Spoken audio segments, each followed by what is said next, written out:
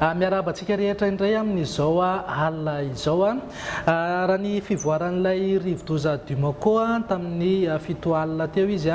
tsy mbola nisy fietsehan'ny firy aloha fa mbola ao amin'ny distriktan'ny Soanieran'Ivongo zany eo faritra Nalanjorofo ao nidina 520 kilometatra isan'ora ny rivotra entiny nitafitra miaraka aminy kosa mahatratra 90 kilometatra isan'ora mizotra moa ny diany miakandrefana hatrany izy amin'ny hafainganam-pandeha 30 kilometatra isan'ora tsara manamarika antsika fa rehefa miditra tany toy izao ny rivodoza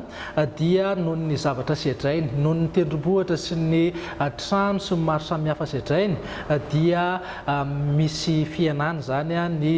heriny na izany na tsy zany aza ny rahona miaraka aminy mbola mitondra ora mikija amin'ny faritra maro antenena fa mbola betsaka hatrany aloha ny rotsakorana any amin'ny faritra Nalanjorofo amin'izao alina izao ary mihitatra hatraty amin'ny ilany atsinanan'ny Sofia sy ny faritra loatra mihitsy izay rotsakorana betsaka izay vokatra izay rehetrarehetra izay dia toy izao ny filazana loza amin'izao alina izao filazana loza mitatao na filazana miloko mena hatrany aloha ho an'ny faritra Nalanjorofo filazana loza manambana na filazana miloko mavo kosa ho an'ny distriktan'Andapa Antala Toamasina voalohany sy faharoa Bealanana Befandriana Avaratra Mandritsara Andilamena Aparafaravolo Ambatondrazaka ary Brickaville ny mpampiasan'ny ranomasina rehetra ihany koa amorontsiraka avaratra atsinanana sy afovoany atsinanana efa misy mananteny izay fa mbola tsy mivoaka mendrika mihitsy aloha isika mandra-pilamina ity rivodoza ity satria raha tazantsika amin'ny sary azo avy amin'izana bolana izao dia somary mbola mikorotandrotana ihany ny toetry ny andro any amin'iny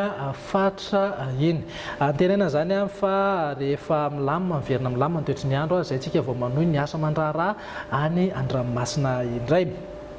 maro dia maro ihany koa nareo manontany anaty tambajotran serasera mikasika ny vaovao izay mahakasika ny tangoron-drahona rahantsika maso akaiky ao amin'ny ranomasimbe indianina ity izy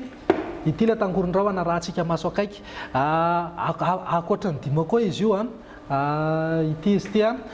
amin'ny manodidina 840 kilometatra atsinanany Antalano misy ny Fohibeny somary mbola maivana ihany ny rivotra entiny manodidina amin'ny 30 na 70 kilometatra isan'ora na izany na tsy zany voatra miandalana izy io ary mety misongadina kokoa zay fivoarana izay ho amin'ny rampitso na alakamisy omena antsika eo foana ny vaovao aza matahotra nareo fa zaraina ny vaovao eo foana fa ny angatahana aminareo tsy saraka aminay fa ny anaraka hatrany ny vaovao avoakan'ny météo raha ny fizotrany ity tangoron-drahona ity